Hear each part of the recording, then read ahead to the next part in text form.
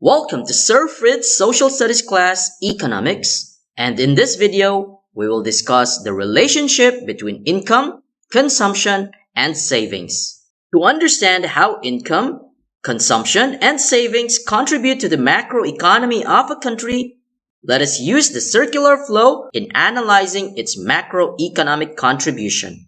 Let us begin with the household. Household represents the consumer sector where all of us are from. The household is comprised of private individuals that consume the different goods or services produced in a country. The household is where one of the factors of production is from, and that is the labor. Labor, or the workforce, enables the firms to produce goods or services, and in return, the firms pay the household, which will become their income. The income that the household receives will be used in consumption or savings. According to John Maynard Keynes, that when income increases, the level of consumption also increases. However, this is not always the case because there are people who are not impulsive buyers. Some households prefer to save what was left of their income.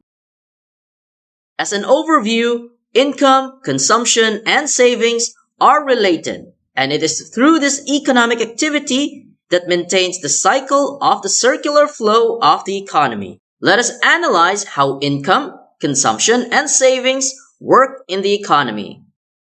First, the income. Income is the amount received by an individual or company in exchange for services and products. At a macroeconomic level, we expect income to be deducted by the tax. The taxed income will now become disposable income. For example, we have Marco, a car mechanic, who has an income of 8,000 pesos per month. Payment of income tax of around 500 pesos will give Marco a disposable income of 7,500 pesos. Marco is a father of 4 kids and he spent 6,700 pesos per month on household bills and consumption. Through this data, we now know that Marco will have 800 pesos remaining for savings.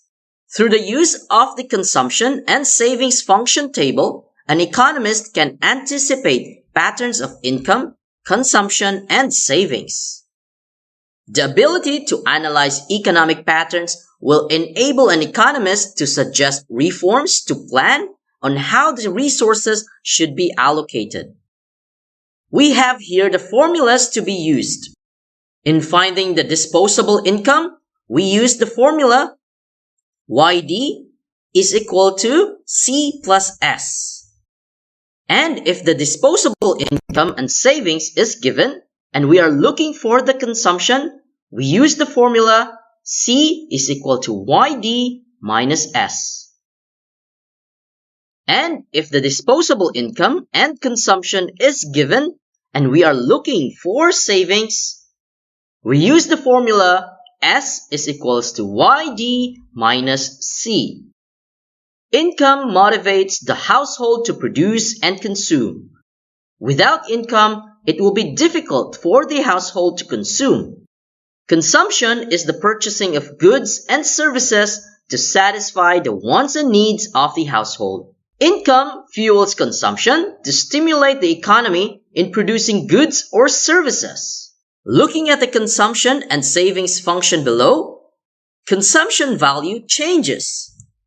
As John Maynard Keynes states that when income increases, consumption will likely increase.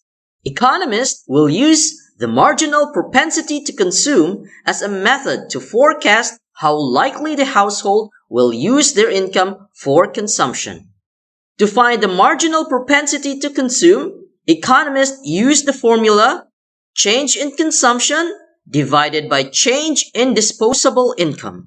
By analyzing how likely the household will use their income for consumption, it will help economists on suggesting whether the government should create policies that will convince firms to increase the salary rate or lower the prices of goods or services. Income and consumption is what propels the circular flow of the economy. However, for the circular flow to maintain the cycle, it requires households and firms to do savings. Savings is the amount that is left after consumption. The relationship between income and savings can be seen in the savings function below. Savings serves as extra fuel for income and consumption to maintain its cycle for the long run. Savings also contribute to the production of goods and services. When the households save their unused income in banks, it will be used as an investment for firms to use. Firms who lend money in the banks will be able to expand their production. Increased production will lead to increased income and increased consumption. Economists will use the marginal propensity to save, or MPS, to forecast how likely will the household use their income in savings. To find the MPS, we use the formula change in savings divided by change in disposable income. By figuring out how likely the household will save, it will enable the economist to have data on the living conditions of the household. It will also give government an idea on whether to increase or not tax rates. It will also aid the central bank in handling the interest rates to balance the economy. Economists also recognizes 4 external determinants that move consumption and savings. First, wealth. When the value of wealth goes up, the consumption goes up and savings go down due to the possibility of the household investing on other assets. Expectations.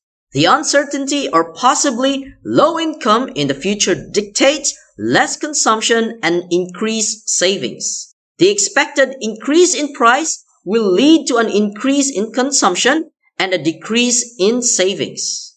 Household debts can increase consumption by borrowing, but when debt grows, savings and consumption will go down.